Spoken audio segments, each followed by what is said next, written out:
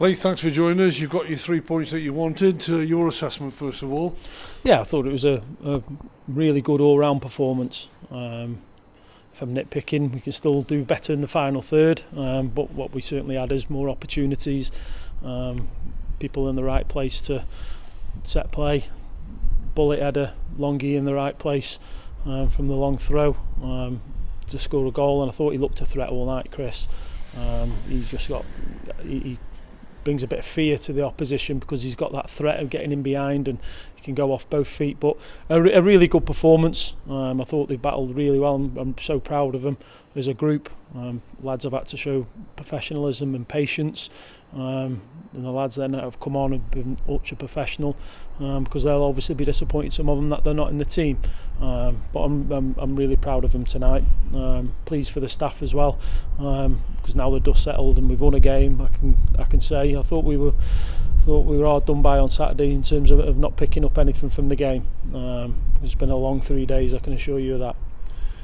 Yeah, you quickly picked up on that, how it left everybody feeling on Saturday, but you quickly got rid of that. You had your training session yesterday and you got your reaction. Yeah, a super response from the players, and that's what we want from the group in terms of reactions when we've had setbacks earlier in the season. Yes, I know we need to improve our home form. It's a bit sporadic at times, isn't it, in terms of goals against as well, but a really good performance tonight against a good team. Dave's got them playing well, they play some of the best football in the league, and I thought how we set us up tonight, I thought we nullified most of that. You certainly went with an attacking lineup. Yeah, we did, but they had to do their roles as well without the football, and I thought they were excellent. Jack Lancaster's obviously really frustrated to come off the pitch. Thought he did his role well. Longy, Omar, Omar when he's like that, he's a terror, isn't he? Bringing people into play, running in behind, really good for that front three to combine the way they did at times.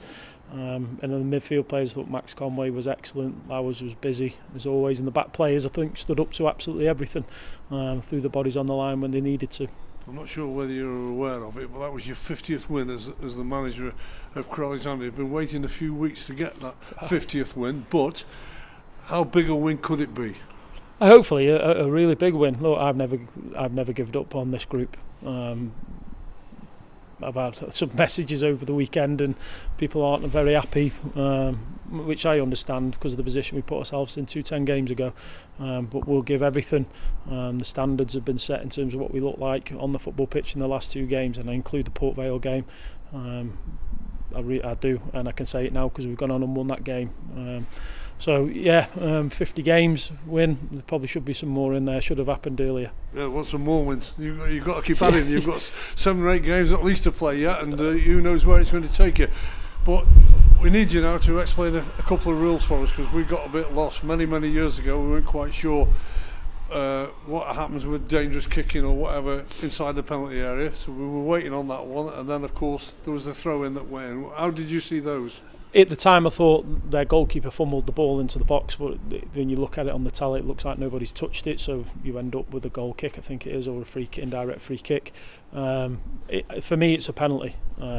If the lad catches, I just said to the fourth official, I said somebody have to have stitches for it to be dangerous play. The foot's high, the lad's got the ball but his foot's ultra high, and Ryan's got there as well. That's a penalty for me. I'm lost with that one. Why it's an indirect free kick inside the box, I really am lost with that one. I understand if it's obstruction and stuff, but that doesn't happen anymore. His foot's that high, he's given for a reckless challenge, and it should be a penalty. Well, it's nearly always back into your own hands now. You've closed the gap, results have gone in your favour, but it is all about you. You've still got to do it. Well, what we'll do is we'll keep our heads down and we'll keep on working like we always do, and the players will keep on working extremely hard. We'll keep our head down, and if we get a bump on the road on the way, we'll keep challenging and keep fighting until someone tells us we mathematically can't do it, and that's the way it'll be till the end of the season. And sometimes it might not look pretty, but it's about results now. We'll talk later in the week, but the next challenge is Bradford, and there's going to be over 20,000 spectators there. What an opportunity for your players to go and show what they're made of. Yeah, brilliant. I always say about how it's brilliant to go to places that are packed. I assume we'll take 1,500 or something like that to there, so it'll be a be a League Two game of football with a bigger crowd, and it's something we're looking forward to.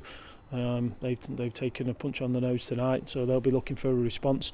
But we've got to emulate parts of the last 2 games against a real tough opposition on Saturday. Enjoy the night.